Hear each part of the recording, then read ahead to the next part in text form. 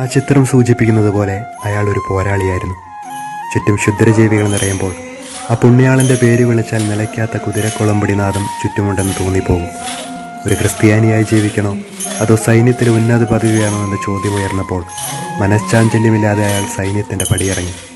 തള്ളിപ്പറയാത്ത വിശ്വാസത്തിൻ്റെ പേരിൽ ഡയോക്ലീഷ്യൻ ചക്രവർത്തിയുടെ വാൾമുനയിൽ അരിഞ്ഞു വീഴപ്പെട്ടപ്പോഴും പുണ്യാളം പറഞ്ഞത്, എൻ്റെ ശരീരത്തെ ദ്രോഹിക്കാനല്ലാതെ ആത്മാവിനെ ഒന്ന് തൊടാൻ പോലും കഴിയില്ല എന്നാണ്. ധീരമഹോന്നതനാം ഗീവർഗീസഹദാ വന്ദനമോടടിയാർ നിന്നോർമയതാഘോഷിപ്പു ആദരവോടത്യാമോദാൽ ഒരു പോൽ വാനിലുമൂഴിയിലും പരികീർത്തിതനാം പരിശുദ്ധ ഞങ്ങൾക്കായി പ്രാർത്ഥിച്ചിടണമേ.